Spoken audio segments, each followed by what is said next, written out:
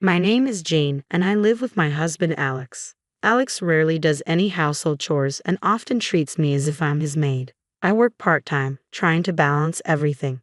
Hey, could you cook dinner tonight? I asked Alex one evening. He looks at me, confused. Huh? Why? We're short-staffed today, and I might have to work overtime. Can you cook dinner for a change? He scoffs. What are you whining about? I'm the one who brings home the bacon. It's only natural you do all the housework. His tone is dismissive, making me feel small and insignificant. So, I let the matter drop. One day, as I was finishing up some chores, I heard a cheerful voice. Hey there, I'm home. A man walked in energetically. It was my brother-in-law, Mike. Mike? What are you doing here? I asked, surprised. What do you mean? This is my house, he replied, confused. It seemed he mistakenly believed he was at his parents' house, and our conversation felt completely out of sync. Oh, if it's not my folks' place, you should have just told me that, Mike said. I did tell you that, I responded, a bit exasperated. Well, since you're here, make yourself at home, Alex said unexpectedly. Wait, what? Why are you okay with this? I protested, but Alex ignored me, and so Mike stayed with us. From the beginning, it was clear that Mike was an incredibly rude guest.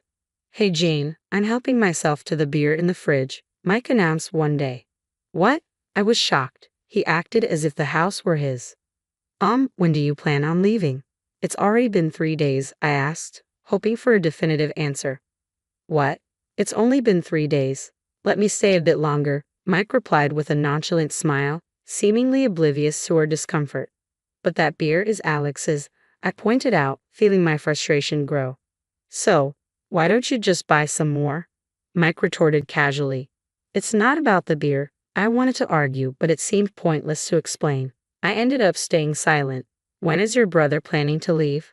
I finally asked Alex, hoping for a resolution. Huh? What do you mean? Mike isn't going anywhere anytime soon, Alex replied, surprising me. What? But he said, I began, realizing Mike had no plans to leave. It turned out he had a falling out with his parents and didn't want to return home. He had mistakenly believed this was his parents' house, though now it seemed he might be playing along. Anyway, where's my beer? Alex interrupted. Well, it's gone. Mike drank it, I replied, feeling a mix of frustration and resignation. What? Seriously, just go buy some more. Alex snapped angrily, leaving me no choice but to head out to buy beer. As I prepared to leave, Alex called out, Oh, Jane, while you're out, grab some snacks too. Why can't you buy it yourself? Nah, it's a hassle. It's your job as the housewife, he said dismissively, treating me like a servant. Please, enough is enough.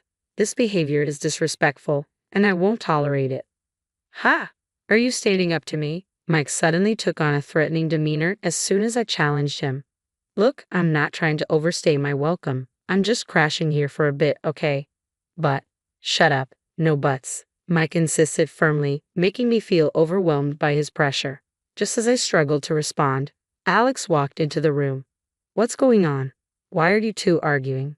Alex asked, clearly confused. Well, Mike won't leave our house, I explained decently. So what? It's okay if he stays, right bro? Alex replied casually, surprising me. What? I couldn't believe Alex didn't seem bothered by Mike's presence. And he's been drinking your beers, I added, hoping Alex would understand my frustration. You can just buy more, Alex said matter-of-factly. Right, fine, I'll do as you wish, Mike interjected, seeming to acquiesce reluctantly. Exhausted from the argument, I silently agreed to go buy more beer. My passive response seemed to worsen the situation, as Mike's behavior only grew more obnoxious. Hey, beer, Mike's voice echoed as I left the room. Do you really think you'll get a beer talking to me like that? Mike challenged, his tone confrontational. It had been a month since Mike arrived, and he had started treating me like an authoritarian spouse. Well, isn't there a polite way to ask for things? I responded cautiously, hoping to reason with him. Ha! Are you trying to lecture me, just a housewife? Mike belittled me, making his disdain clear. Hey Jane, I'm off to play golf. You two have fun, Alex's voice interrupted from the entrance. Wait, alone with Mike? I protested. Yeah, so what's the problem? Alex shrugged. There's a big problem. Given Mike's behavior lately, it's obvious he might cause trouble. Can't you take him along? He's not into golf. Alex brushed off my concerns, leaving me alone with Mike despite my objections. That's kind of hurtful. So you don't want to hang out with me that much? Mike approached, smirking. But when are you planning to leave this house? It feels like you're treating me like a servant, I retorted, frustrated. Not like, you were my servant, he declared, the words cutting deep. I'm single after all. Always wanted a servant like this. His tone suggested he genuinely believed a housewife was little more than a servant. What a terrible man. I'm not a servant, I'm a proper housewife, I insisted, trying to maintain my dignity. What's the difference? Just bring me some snacks. Hurry up, Mike ordered nonchalantly, lounging in the living room, his entitlement palpable. I ignored him as Mike threw an ashtray. Thankfully, it missed me but shattered the glass on the shelf. Hey, who do you think runs this place? You're getting too cheeky, Mike growled, his anger simmering. Feeling unsafe, I reluctantly fetched him snacks and a new beer. Perfect. This is the life I've always wanted, he exclaimed, reveling in his perceived authority. I feared another outburst if I displeased him, so I waited anxiously for Alex to return. I'm home, Alex finally announced after several hours. Alex, I was so scared, I confess, hoping for his support. Whoa, what happened in here? It's a mess, Alex remarked, more concerned with the room's condition than my distress. Well, Mike threw an ashtray, and I was scared, I tried to explain to Alex. What? It didn't hit you, did it? Then it's no big deal, right? Alex responded casually, shocking me. Would any caring husband react like this if his wife could have been seriously hurt? Hey, welcome home. Your wife trashed the room, Mike interjected, unfairly blaming me for the mess. What? You're the one responsible. Why are you blaming my brother? I protested, frustrated. No, it's not like that. I insisted desperately, but Alex, possibly due to being drunk, refused to listen. He scolded me to clean up and take care of Mike. Dealing with drunk Alex was exhausting. He repeated himself endlessly. Even though I was exhausted, I had no choice but to endure his lectures to avoid more trouble.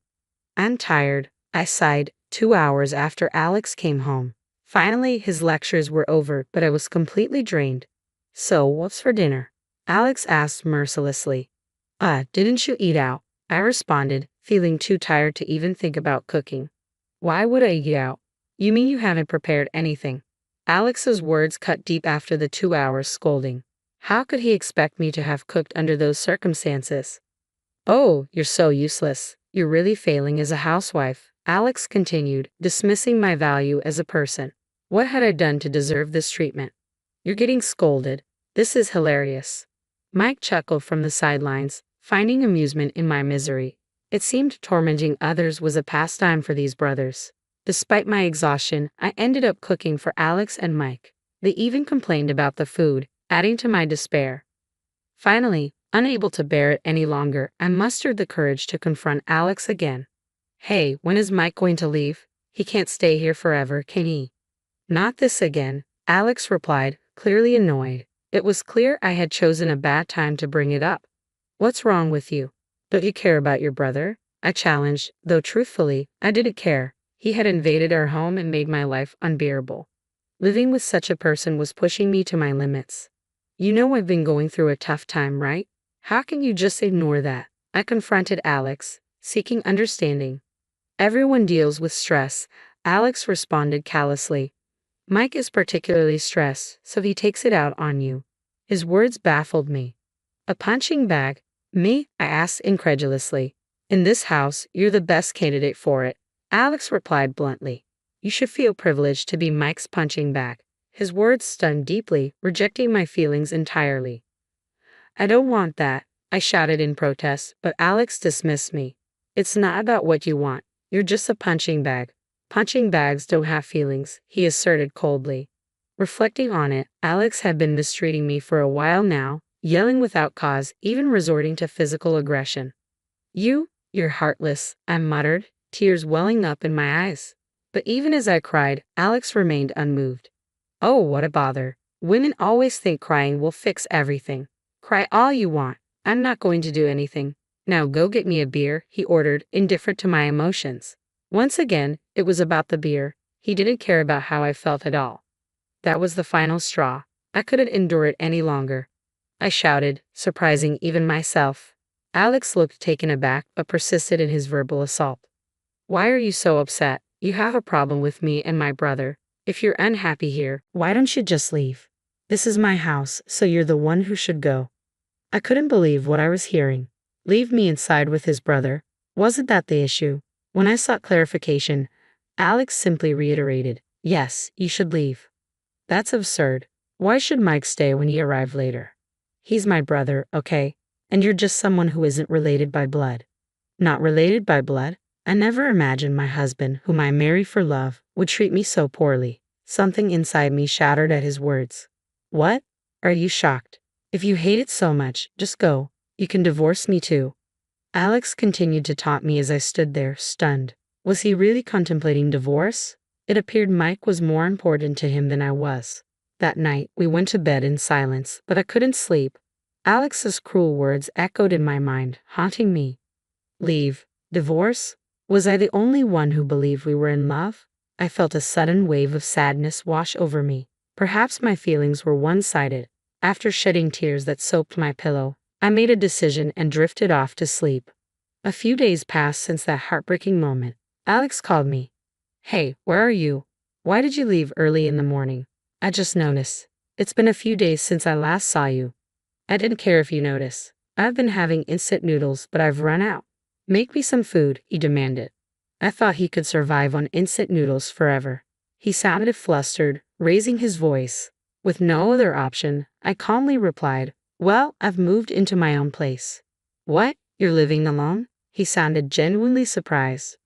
There was a studio apartment available, so I signed the lease immediately. I'll have movers bring my stuff later. What the hell are you thinking?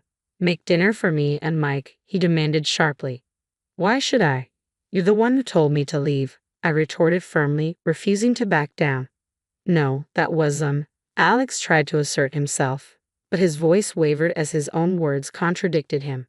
Anyway, come back home. This is a husband's order, he insisted, attempting to assert control. Strangely, though, I no longer felt intimidated by Alex. Why should I come back? There's nothing but unhappiness for me there, I countered. It doesn't matter if it's unpleasant. You're just a servant in this house, Alex retorted, repeating the hurtful term. I wondered if both brothers truly believed I had no rights as a person. Shocked and speechless, I decided to reveal my decision. Alex, you know what? I've decided to take your advice. What? What are you saying?